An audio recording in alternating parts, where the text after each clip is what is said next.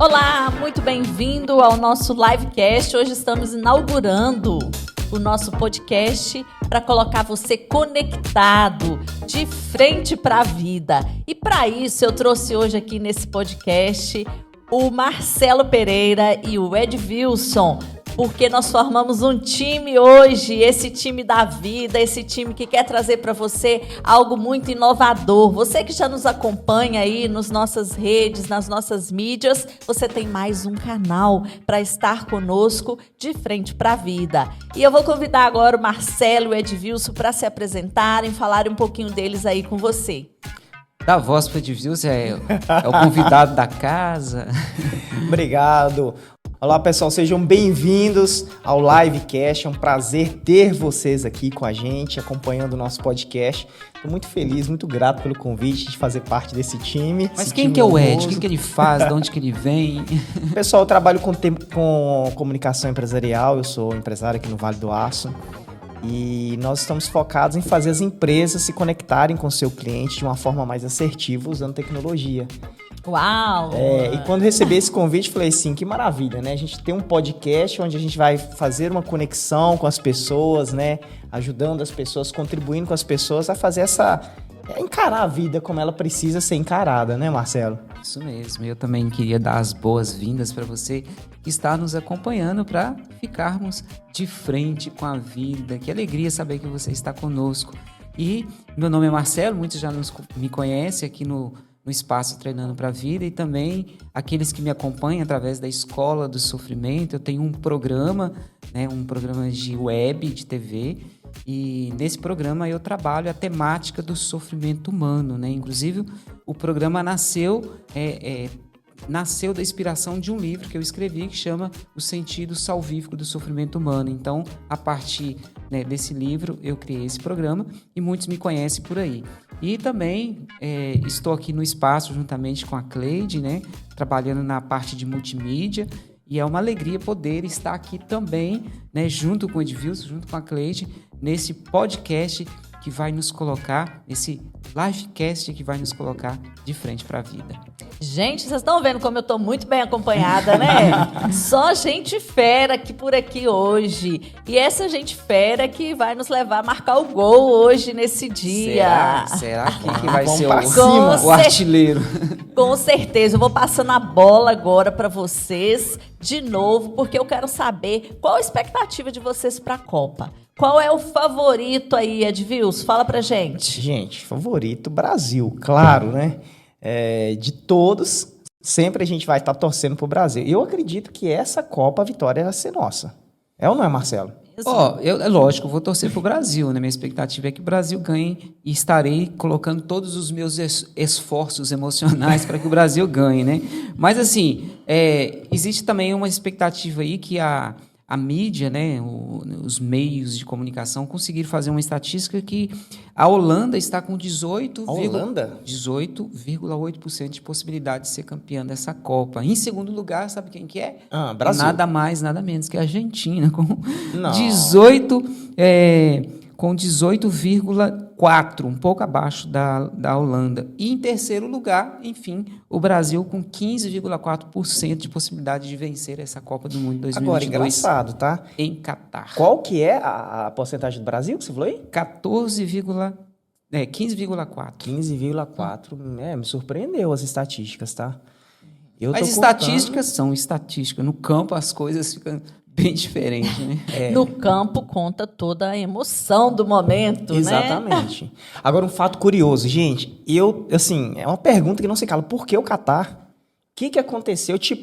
Por que o Catar foi escolhido? Qual a tradição de futebol que o Catar tem? Até onde eu sei, nenhuma tradição de futebol. Verdade. Tem alguma conspiração aí, Ed? Conta será? pra gente. O que será que levou essa escolha? Eu estava fazendo pesquisas antes desse podcast sobre o Catar, porque é um nome curioso, né? A gente não vê falando do Catar. Aliás, o Catar é a primeira vez que um país do Oriente Médio está sediando a Copa do Mundo, né? Houve um país do Oriente, que é o Japão e a Coreia do Sul, que se uniu para fazer a Copa do Mundo, né? Foi a primeira vez que uma Copa do Mundo foi sediada por 2 países ao mesmo tempo. E a novidade aí, né? Por que do Oriente Médio? Por quê? Então, tava vendo, tem um post que o Daniel Scott publicou ontem, e ele traz exatamente esse cenário de corrupção, de compra, né? E é bem polêmico, na verdade, mas o que acontece? O Catar, ele é tradicionalmente conhecido pelo petróleo, né? E isso a gente sabe que é um país assim riquíssimo, né? Em termos de petróleo. Salvo engano, se não for o mais rico do mundo. Então, o que acontece? Por que o Catar quer ganhar essa expressividade, né? Porque a Copa do Mundo, ela traz isso, ela faz com que os países sejam notados, ganhem uma presença, né, global, né? E assim, tem fatos curiosos, né, Cleide, sobre o Catar. Não, a cultura de lá, assim, é muito peculiar, né? Eu estava assistindo esses dias aí um documentário falando sobre a cultura. Inclusive, assim, tem coisas que são muito diferentes de todos os outros países. E eu fico me perguntando, né, como que os turistas vão dar conta disso. Porque, por exemplo, se você fosse hospedar lá com a sua esposa e não apresentar a sua certidão de casamento, vocês não conseguem hospedar no mesmo quarto. Porque tem que comprovar, né, oficialmente, documentado ali, que vocês são casados. E aí esse povo que é amaziado, que é tico-tico no fubá, que namora e dorme junto, vai chegar lá e vai ter que ir todo mundo separado para os quartos, né? Então, para você que está acompanhando aí agora, ó, é uma excelente justificativa, você que está indo para o Catar, de conseguir logo o casamento que ainda não saiu, né, Cleide? É isso mesmo, né? A moçada aí que tá doida para casar, aproveita a desculpa, casa, leva a certidão e apresenta lá para você poder ficar no mesmo quarto. Ou casa lá, né? Ou casa lá, né? Quem sabe? Quem sabe? Agora, tem fatos curiosos também que envolvem a cultura deles. Eu acho que tem um lance relacionado até foto, né? Parece que são várias restrições para você tirar foto, Sim, postar, alguma coisa assim. Você não pode tirar foto de monumentos, de construções assim políticas, civis deles. Você também não pode tirar uma foto, por exemplo, nós 3 aqui, vamos fazer um selfie. Aí atrás passa um catarinense, sei lá o que atrás, e sai na sua foto. Não pode. A não ser que você tenha uma autorização para fazer isso. Você não pode postar nenhuma foto saindo alguém do país de lá. Bem estranho. Hoje o povo fica, né, nessa de selfie para lá, selfie para cá. Eu acho que eles vão ter umas dificuldades bem lá. Estranha, meio que entre aspas. Eu morei na Europa e lá é bem rigoroso também essa questão. Por exemplo, se você estiver num lugar público e se você estiver fazendo fotos, e mesmo que você seja turista, e tiver crianças em volta, e a polícia que ficam ali, né, rondando, perceber que você está fazendo foto e está saindo crianças, eles têm toda a autonomia de ir lá questionar você e até mesmo de fazer você deletar aquela foto na frente deles. Sim. Porque eles prezam por essa coisa dos direitos, né? Os direitos autorais. da criança, os direitos autorais. Então, assim, aqui no Brasil a gente é bem livre, a gente não tem restrição nenhuma, mas lá você não entra na igreja com uma câmera profissional, você não consegue fotografar lugares históricos sem uma prévia... Um documento, né, Marcelo? Um documento que te... valide você poder fazer esse tipo de captação. Então, aqui no Brasil, a gente não tem muito isso. Então, a gente acha que a gente chega, né, no Catar e a gente vai fazer o que quiser, e não é bem assim. E tem outras curiosidades também sobre lá, inclusive a forma de se cumprimentar, né? Os homens, eles se cumprimentam tocando o nariz um do outro, encostam o nariz um no outro. E para cumprimentar a mulher, gente, é muito curioso, porque não pode, né, estender a mão, igual faz aqui. Então, ou vai fazer aquele, tipo assim, bom, né? Igual a gente faz aqui em Minas Gerais, ou você vai colocar a mão no seu peito e fazer assim, cumprimentando. Mas, em momento algum, você pode tocar em alguma mulher, né? As vestimentas também são bem diferentes, né? Tem várias coisas assim que dá para a gente avaliar. Inclusive, você também não pode estar portando nenhum artefato, não sei se é essa palavra, né? Nenhum objeto religioso que não seja da cultura deles. Então, você não pode entrar no país com Bíblia, com outro livro que não seja o livro religioso, né, deles lá, tá? Eu acho que existem dois lados, né? O lado que o Catar vai ser mais conhecido pelo mundo, a cultura deles, né? E esse choque que vai ser nessa divulgação, vamos dizer assim, da cultura deles. Porque, pelo que eu... Assim, a impressão que eu tenho é que, de todos os países, ele é o mais diferente em termos de cultura, né? Assim, no Oriente Médio tem vários, assim, né, nesse perfil. Mas, como o Marcelo falou, não é muito conhecido, até porque a Copa do Mundo, né, não se realiza lá e outros eventos é muito fechado, né? Uhum. Então, é o que você falou, ele vai se tornar mais conhecido porque vai despertar essa curiosidade, como já está despertando, né, da gente saber um pouco mais sobre esse país, vai ganhar essa visibilidade, mas realmente vai trazer essa estranheza social, né, para quem está indo, para quem vai participar desse evento lá. Agora, essa questão do porquê ser, né, em Catar, existe aí muitos jogos de interesse por detrás, né, do futebol. Como a gente sabe, a gente tem um conhecimento, por um pouco que a gente já ouviu das mídias, né, que a FIFA ela se envolveu em muitas corrupções, né? E corrupções muito ligadas ao campo político, né?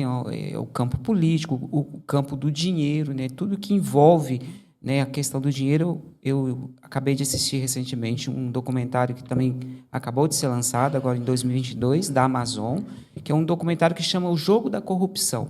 E esse documentário conta a vida, né, do João Avelange, que foi o segundo maior mandato da FIFA, né, que foi esse brasileiro, João Avelange, e ele entra na história da FIFA no ano de 74, num momento muito crítico, né, que havia muitos conflitos sociais, conflitos políticos, principalmente em países aqui da América Latina, né, na Argentina, e aí, logo em seguida, nesse ano que ele entra, o Brasil acaba perdendo a Copa do Mundo, mas logo em seguida, que é a Copa do ano de 78, o João Avelange, ele tinha uma visão muito grande do futebol, ele conseguiu enxergar no futebol o grande negócio do mundo, o grande negócio da vida, o grande negócio que faz gerar dinheiro, né?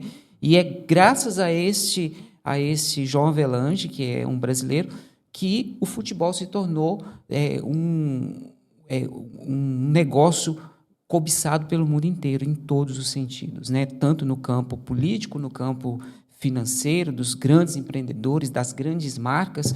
E aí o que acontece? Logo em 78, a Argentina praticamente, você vê claramente isso no documentário, a Argentina compra aquela Copa do Mundo no momento em que a Argentina está vivendo um grande conflito interno. Os outros países que participavam, principalmente a Europa e os Estados Unidos, eles não queriam que a Copa do Mundo estivesse dentro de um território em conflito, em guerra. Mas a Argentina conseguiu, né, através de um jogo de corrupção, conseguiu influenciar a FIFA, no caso aí na presidência do João Avelange, e conseguiu fazer com que a Argentina sediasse a Copa do Mundo contra a vontade de todos os outros, né? Mas rolou muita corrupção, muito dinheiro, muito interesse, e acabou que a Argentina ainda acabou sendo campeã, né? Também foi, no documentário você percebe que eles corromperam o juiz, corromperam o jogador, corromperam o goleiro, né? Extorquiram ali quase que um time de futebol inteiro para chegar àquele resultado. Então, existe sim um grande interesse político, um grande jogo político, um grande interesse das grandes companhias que patrocinam, que sediam essas Copas, né? Então, existe o futebol que é bonito, que todo mundo gosta de ver, mas por detrás, eu vejo até que os jogadores são peças ali no tabuleiro, né? Que quem manuseia mesmo esse grande globo que envolve o futebol é mesmo a classe política, os empreendedores, quem está ganhando um rio de dinheiros, né? É claro, os jogadores acabam também se beneficiando, né? Você vê aí passes milionários de jogadores, inclusive do Brasil. É verdade. E a gente não consegue nem explicar como que um jogador, né? Tudo bem, pode ser o melhor do mundo, mas não justifica a quantidade de dinheiro que eles ganham é desproporcional, né? Então, inclusive, assim, os pais, né, hoje incentivam os filhos a fazer futebol, a entrar na escolinha, porque é um grande negócio ter um filho jogador de futebol. Às vezes até mais do que uma faculdade, né? Exato, né? É isso. Vamos investir no futebol porque é melhor do que investir em estudos. E tudo bem, quando a criança quer, quando a criança tem talento, né, para aquilo, gosta. Mas você vê que muitas crianças hoje são meio que forçadas pelos pais a frequentarem uma escolinha de futebol, a se destacarem para poder entrar nesse mundo, né, do futebol que é milionário, né, que traz esse dinheiro. É muito dinheiro. É muito dinheiro que gira. Eu estava vendo o documentário do Ronaldo, Cleide, e ele traz duas vertentes bem interessantes. Não sei se vocês tiveram a oportunidade de assistir. Gente, quem não assistiu, muito bom. corre e assiste o documentário. Ele é Assisti. excepcional. Ele vai ajudar você a ter uma visão do futebol bem diferente mesmo. Conta 2 Copas, né? A Copa do Ronaldo, as 2 Copas mais polêmicas do Ronaldinho, aqui ele, né, deu aquele piripaque lá e depois a posterior que ele foi campeão. Mas Venceu. conta aí. E é interessante porque você pega as teorias que existem por trás da Copa de 98, né, que na final o Brasil perdeu, né, há uma grande, né, teoria que a Nike que forçou o próprio Ronaldo a entrar em campo, né? Uhum. Comprovado, isso não foi. Sem perna ou com perna, com fígado ou sem o fígado, tinha que entrar em campo, né? Tinha que entrar. Se for analisar pelo lado do jogo financeiro, né, do marketing em si, ele precisava entrar, óbvio, né? Mas mostra também um lado interessante, Cleide, que é o lado da pessoa que está obstinada pelo sucesso, que é Sim. o caso dele. Tipo, você vê o cara, ficou ruim, lesionou, perdeu a Copa, então aquela pressão gigantesca na cabeça dele, perdeu a Copa, veio a pressão depois, lesionou, ficou ruim, fez o tratamento, depois teve outra lesão, depois ele consegue dar a volta por cima disso e ganhar a Copa, não, né? Que era o objetivo dele. Eu sou fascinada com o esporte nesse sentido, sabe? Porque eu acho que não só o futebol, mas todo tipo de esporte, ele traz esse efeito de superação, né? A pessoa ela é capaz de treinar, ela é capaz de vencer os limites dela por um objetivo, por uma meta. Então, assim, eu gosto muito, inclusive eu sempre indico filmes, né, de futebol, filmes documentários que trazem esse aspecto de superação, gente, porque nós, seres humanos, nós temos a capacidade de superar. E eu vejo, assim, que muita gente se paralisa diante de coisas assim que é possível de superar, mas que ele não vê com esses olhos, com essa possibilidade. E aí o futebol ele nos desperta, né? Desperta esse gigante que tem dentro da gente quando você tem esse foco. E esse documentário do Ronaldo, ele traz exatamente isso pra gente. É um lado que eu acho que a gente não conhece, né? Exemplo, a gente tá lá assistindo, o Brasil inteiro se emocionando, torcendo, mas assim, existe o peso, né, da responsabilidade do ganhar ou do perder ali. E mostra esse lado do Ronaldo, mostra também o lado dos outros jogadores, né? Eu acho muito massa essa perspectiva, que é uma perspectiva que a gente não para analisar, né?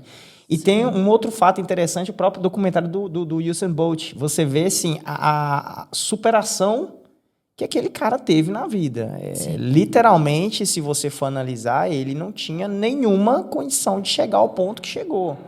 Então, eu acho muito massa, bem abordada essa questão aí da superação, né, Marcelo? Sim, eu trabalho muito isso na questão também lá do programa da Escola do Sofrimento, porque uma pessoa, para ela chegar ao sucesso, ela não chega ao sucesso só por meio do dinheiro, né? Ela chega ao sucesso depois de ter passado por muito sofrimento, né? Uhum. E você pode notar que as pessoas que mais tiveram sucesso no mundo, as pessoas que mais brilharam, as pessoas que mais ganharam títulos, são pessoas que tiveram uma vida muito complicada, né? Que tiveram diversos limites na vida, que foram superando, como que uma escada, você supera um sofrimento, você supera um desafio, você supera uma lesão, você supera uma crítica e você supera uma fase ruim, né? Que o futebol tem muito disso, né? Uma hora você está numa fase boa, outra você está numa fase ruim, não existe nenhum motivo, nenhuma lesão, mas é a fase que não está boa, né? Como o caso do Atlético Mineiro, né? Eu sou atleticano e a gente teve um ano excepcional no ano passado e esse ano uma decadência. Então, temos fase, mas é essa superação que faz a gente chegar ao pódio, ao título, né? São Paulo fala isso lá, né? Na carta aos Romanos, né? Que um atleta só chegará à coroa depois de ter, né, vencido, né, cada etapa da competição. E as etapas são assim, né? Uma hora você está bem, uma hora você não está, uma hora você está lesionado, outra hora você não está, e aí, né, a história do Ronaldo Fenômeno aí que você acabou de contar. E é interessante porque qualquer esporte, seja o futebol ou seja outro esporte, né, vem a pergunta, a pessoa trabalha o quê? Ela trabalha jogando? Na verdade, ela trabalha treinando. A maior parte do tempo dela, ela está treinando. E um fato curioso, né? Você pega a própria história do Ayrton Senna, você vê assim, ele era o cara, o melhor? Não, ele se tornou o melhor. Ele se propôs a treinar até atingir os objetivos dele. Então, ou seja, é uma dedicação sobrenatural para atingir o objetivo, né? E é isso que eu acho massa nos esportes, porque a pessoa se dedica de uma forma assim absurda, horas a afinco, para em poucos segundos, né, usar todas aquelas horas treinadas para em poucos segundos conquistar a vitória. E aí é que vem, às vezes a gente fica meio perdido, né, Cleide? A gente quer atingir um resultado mais rápido, mas qual foi o esforço que a gente dedicou para aquilo ali? É verdade, né? Eu vejo muito isso. As pessoas, eu até brinco com essa frase, né, que já virou um trocadilho aí. As pessoas ficam comparando os bastidores dela com o pódio do outro, né? E aí você não vê o que foi o bastidor do outro, o que ele passou para chegar ali naquele pódio. Então, é uma comparação injusta. Então, às vezes, a pessoa, como o Marcelo falou, ela chegou, ela teve sucesso, ela ganhou uma medalha, um troféu, ela construiu uma grande empresa, ela, né, conseguiu alcançar vários objetivos na vida, mas ela passou por uma escadaria, talvez, de sofrimento, que ela foi subindo degrau por degrau, porque a vida é um processo, né? E é um processo de treinamento, é um processo mesmo de melhoria constante, e é um processo de abertura, de você estar aberto, né, ao que a vida te propõe, e, ao mesmo tempo, de te extrair o melhor daquilo. Eu vejo que, né, a escola do sofrimento, o Marcelo traz muito esse contexto de, em um sofrimento, você extrair o melhor, você extrair um aprendizado. E eu vejo muito também de aprender a usar essa emoção a seu favor, né, que é o que eu falo muito aqui no Treinando para a Vida, aqui no Espaço. Então, no momento de sofrimento, quais as emoções que são ativadas? Muitas vezes é ativada a tristeza, né? Aquele sentimento de você ser derrotado, de perda. Então, o que a tristeza nos ensina? A refletir, né? A parar, pensar e ver assim, o que eu posso fazer de melhor? O que eu posso mudar nesse jogo aqui? Qual a peça que eu vou mudar que vai me levar, né, à vitória? Muitas vezes, diante de uma perda, diante também de um momento de sofrimento, a gente tem raiva. E a raiva, ela nos dá uma potência de agressividade que a gente precisa no jogo, que é uma agressividade saudável para, bora lá, agora eu vou vencer. Uma energia que você tem, que vem de dentro, que você não conhece, mas por quê? Porque a raiva está ligada a um mecanismo de injustiça. Então, se eu estou sendo injustiçado, eu preciso fazer justiça, então eu vou correr atrás disso. Então, eu vejo que o esporte e que o sofrimento, as perdas, ele nos dá essa possibilidade. E a gente precisa aprender a aproveitar isso. Agora, falando em emoções, já que você tocou no assunto, né? O que fazer, né? O que acontece com a gente quando estamos assistindo um jogo da seleção brasileira, principalmente quando estamos ali no mata-mata, que é ganhar ou perder, se perder, vem embora para casa. E a gente vive ali um mundo de emoções, né? E o que você diz como que a gente poderia viver melhor esses momentos, né? Enquanto as nossas emoções? A verdade é que, nesse momento, a gente não tem o nosso cérebro racional em ação. A gente tem o nosso cérebro emocional. Então, a gente realmente é ativado por essa conexão de que, às vezes, a gente tem essa frase, a gente ensina isso para os nossos filhos, o importante é competir, um dia a gente perde, no outro a gente ganha, tem até aquela música, né, do Marcelo D2, mas, no fundo, a gente quer ganhar. Né? No fundo, a gente não entra para perder no jogo, a gente entra para vencer. Então, você entra com essa energia emocional de que eu vou chegar lá. E mesmo que eu esteja assistindo, como você falou, o Ed falou, eu vou torcer para o Brasil, porque eu sou brasileira. Então, no torcer, envolve essa questão da raiva. Né? Eu vou me revestir de raiva, por quê? Porque a raiva ela vai me dar essa potência para lutar, para ser agressivo. Então é benéfico. É benéfico. É um cara que usa isso muito a favor, o José Aldo. Tem um documentário dele no Netflix que mostra. Aliás, nós precisamos de uns patrocínios, porque a gente já falou aqui da Amazon, já falou da Netflix, já falamos aí. Netflix patrocina a gente aqui ó, no podcast. É. O do José Aldo mostra muito isso, a capacidade que ele teve de usar a raiva para atingir os resultados. Né? E esse é um ponto muito interessante. Quando a gente está de frente para a vida, a gente tem que encarar. E um ponto bem relevante nesse encarar a vida, eu acho que é o desapego, né, Marcelo? Eu acho que todo mundo precisa desapegar de algumas coisas. E eu acho que isso é o que trava muita gente. Sim, Porque a gente vive algo ruim. Tem que abrir mão, né? Você tem que abrir mão para poder. Ah, não, eu sofri. Nossa, isso aconteceu comigo. Nossa, eu sou assim por causa. Então, cria-se um apego. E aí apego até com as coisas ruins, né? Apego até com as coisas ruins. E aí você não atinge o sucesso. Você vê o Ronaldo, por exemplo. O Ronaldo teve que fazer uma gestão da emoção gigantesca para ele superar a perda de 98, se preparar, superar as lesões, se concentrar, entendeu? Encarar a mídia, porque a mídia, quando ele tirou aquele período de tratamento, a mídia ficava em cima. Né? Ou seja, ele gastou, teve que fazer uma gestão da emoção para não mergulhar nisso, mas continuar focado o quê? No sucesso dele. Qual que era o sucesso? Qual que era o alvo dele? Exato. Ganhar a Copa. É. E eu até peguei aqui um filme que eu assisti recente, que é Arremessando Alto. Ele é do handball, né? Com aquele ator. Excelente filme também. Sério, não vi não. Excelente. Então, quem não assistiu, assiste, porque é um filme excelente. E o que ele traz ali? O cara, ele vai sendo treinado, ele tem toda a potência, todas as habilidades, o tamanho, tudo para ganhar aquele jogo. Só que aí ele entra lá na quadra, vem um outro jogador que conhece a vida particular dele. E durante os passes, repasse de bola e aproxima, ele começa a falar da vida pessoal dele. Ele desequilibra ele, né? Começa a criticar a família dele, a filha, porque ele tinha uma filha, e ele desequilibra emocionalmente e ele perde o jogo. Então, assim, é como que as emoções, elas têm o poder de nos levar para a vitória, mas também têm o poder de nos levar para a derrota quando elas não estão bem equilibradas dentro da gente e quando a gente não está com esse foco, né? Que você falou e que o Ronaldo teve, né? De obstinação pela vitória na Copa. Então, assim, hoje em dia a gente sabe que é muito comum nos times, né, terem psicólogos, porque eles precisam estar com essas emoções alinhadas. E esse cara, enquanto ele não resolve esse processo emocional dele, ele não consegue chegar a essa vitória.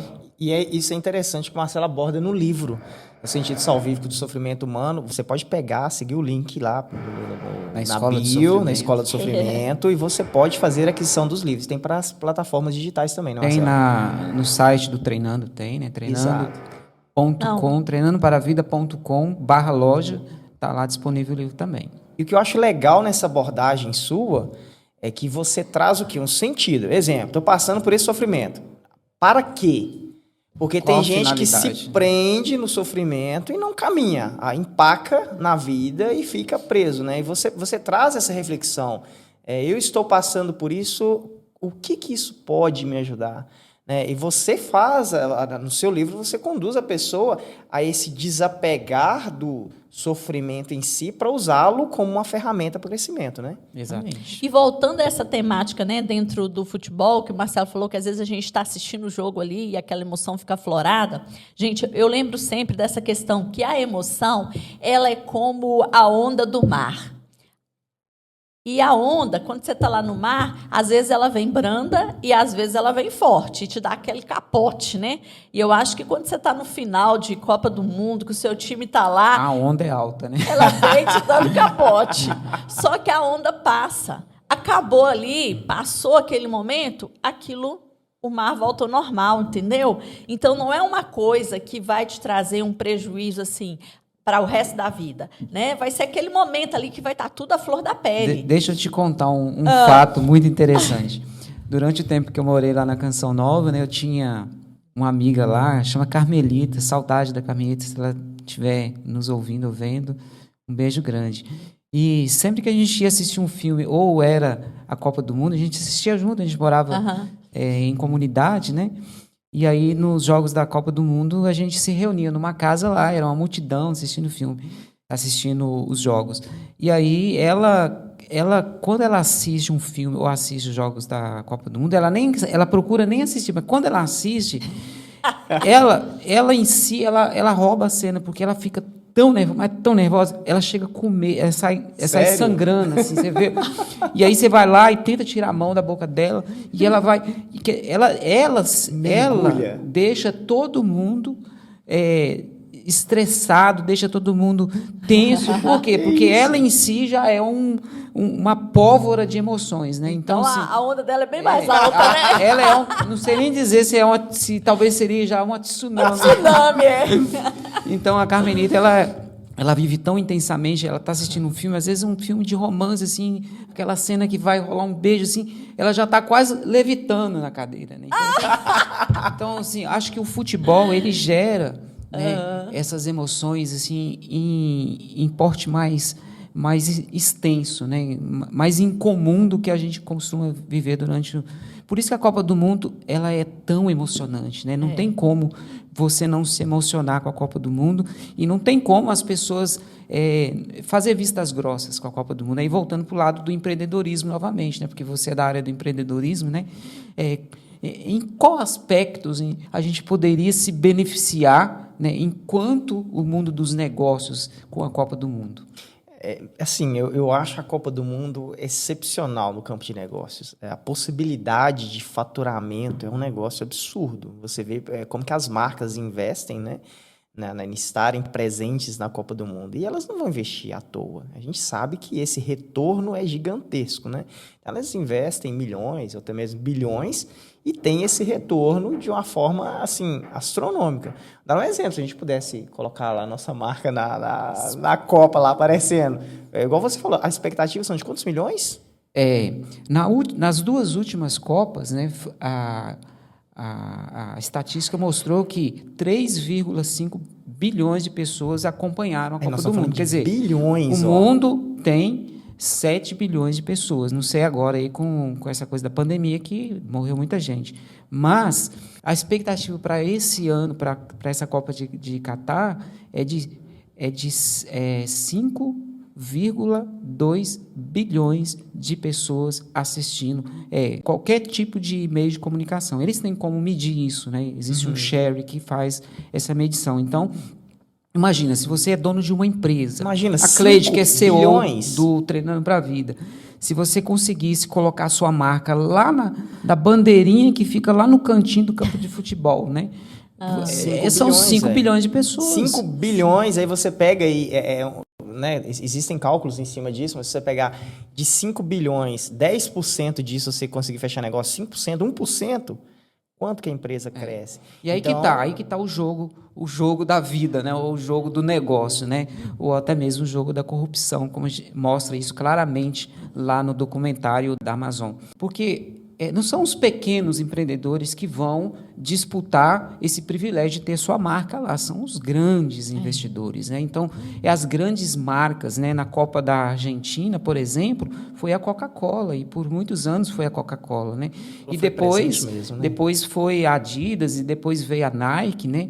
E hoje eu acho que a Nike reina até hoje, porque eu assisto futebol, parece que eu só consigo ver o símbolo da Nike, né? Então a Nike podia patrocinar o nosso podcast também, que a gente está falando dela. Mas então, assim, você vê que é um grande negócio você, né, utilizar esse meio que é a Copa do Mundo como um fator de negócio lucrativo. E a gente está falando do negócio no lado... Até os pequenos, né? Por exemplo, uma camisa que você compra durante a Copa, a venda de camisas, de objetos, de elementos que esteja dentro do mundo do futebol cresce. E no Brasil, as casas de carne, né? De churrasco, exatamente. Cerveja, é o que mais vende nesse momento, né? Porque o brasileiro é desses, né? Festeiro. Ele chora e ele ri e faz festa. Então... E não querendo polemizar, mas já trazendo o assunto de uma forma bem polêmica, no campo dos negócios, né? Quem trabalha com corrupção também é um negócio, é um business, né? Um grande negócio. Então, assim, quem explora esse tipo de oportunidade para, com aspas, né, fazer negócios, ele vai ter uma receita gigantesca, porque a Copa em si é uma oportunidade gigante de desvio de verba. de corrupção. A gente sabe disso, a gente viveu isso na prática aqui no Brasil. Edvilson, né? você nessa Copa do Mundo, você é um investidor ou você é só um espectador? Esse ano torcedor. Só espectador. Então você não está ganhando nada aí com a Copa do ainda Mundo? não. Mas eu sonho chegar lá, né? Não, você também não sonha. Claro, estampar com treinando pra certeza. vida lá na Copa. E você também, ué. Então, assim, a gente sonha mesmo em chegar a um ponto, né, que a gente possa crescer os nossos negócios a ponto de a gente ter uma representatividade, né, global. E esse business, exemplo, se você for pegar a Copa, eu fico pensando o seguinte, a cadeia de lucro que dá. Quem produziu essa camisa, por exemplo, quem está vendendo essa camisa, Sim. a bandeirinha. Então, ou seja, você conversa com os lojistas, o que eles estão fazendo agora? Eles estão investindo na fase de compra de roupas e acessórios voltados para a Copa. Então, há uma expectativa desse movimento financeiro. Por exemplo, a parte da beleza da mulher. Todo lugar que você vai tem esmalte verde, amarelo, lá, azul, porque são as cores da Copa. Né? A maquiagem, você vai vendo as coisas, os adereços, os brincos com bandeirinha, tudo isso. E até cresce o número de, por exemplo, nas escolinhas de futebol. No ano da Copa, tem uma entrada maior de crianças que querem fazer futebol, porque estão inspirados com a Copa. Então, assim, tem vários business aí que vão crescendo nesse momento, né? Eu acho que tem mesmo essa questão. Gente, mas eu quero fazer uma pergunta agora curiosa para você que está aí. Você, no jogo da vida, qual é o seu posicionamento no campo? Você está como goleiro, você está como zagueiro, você está como centroavante, você está como atacante? E eu quero perguntar isso para o Marcelo e para o Ed, né? Qual a sua posição nesse momento no jogo da sua vida? Na minha juventude, eu fui ponta esquerda e, às vezes, ali no meio de campo, né? Então, eu tenho, né, um viés aí de estar no ataque, né? Mas eu vejo assim, hoje eu acho que eu estou mais para o meio de campo, porque às vezes eu estou mais me defendendo na vida, né? No jogo da vida, eu estou, às vezes, mais na defesa e percebo que, algumas vezes, em momentos estratégico, eu estou no ataque, tentando avançar e tentando conquistar mais coisas na vida. Então, eu acho que eu estou ali no meio de campo ainda, tentando armar a jogada, e as pequenas oportunidades que têm surgido, eu estou tentando dar aquele passo, aquela jogada de Messi, assim, para tentar fazer o gol. Muito bem, Marcelo. Mas eu acho que eu ainda não consegui balançar a rede. Eu tenho me posicionado no ataque mesmo. Estava discutindo isso ontem. A gente está vivendo um cenário muito instável no Brasil. O dólar subindo essa semana absurdamente. Isso afeta diretamente o meu negócio. Mas eu estava falando com o pessoal, falei assim, olha, a gente tem duas escolhas. Ou a gente vive esse cenário caótico, ou a gente encara isso e vai para cima. E aí que você vê, exemplo, independente do cenário político-econômico que existe atualmente, que vai existir no próximo ano ou nos próximos 4 anos, haverá pessoas que vão crescer. Então, de que lado a gente quer estar? Então, Aliás, a gente cresce mais, as oportunidades de crescimento acontecem mais durante a crise. Durante a crise. Durante o caos, né? Exato. Se você vê a quantidade de empresas que cresceram na pandemia, meu amigo, é um negócio de louco. Principalmente no campo da tecnologia, né? Tecnologia, o campo até da saúde mental também, né? Sim, exemplo, a gente vê, acompanhando as postagens suas e da equipe que você está formando, diga-se de passagem, uma belíssima equipe, você vê como tem aumentado a demanda no campo das emoções, da gestão das emoções. Então, ou seja, é uma oportunidade de negócios. Né? Então, é onde que eu falo, você que está nos assistindo, para cada um de nós, a gente tem duas escolhas. Ou a gente chora o leite derramado, ou a gente parte para cima para criar uma oportunidade de negócios. Então, eu prefiro estar focado nisso. Mas você vai ter, igual o Marcelo falou, né? Você vai balançar a rede de cara? Às vezes, não. Às vezes você vai levar umas boas bordoadas, umas rasteiras, como é que fala? Uns carrinhos, né, Marcelo? No meio do jogo. E você vai levar. Mas eu creio que a gente precisa estar focado, eu particularmente prefiro estar focado no ataque. Entendeu? Sim. E você, Cleide? Qual a sua posição? Meu filho, eu sou sempre atacante. Tem feito muitos gols? Tenho feito artilheira, gols, tenho levado bordoadas também.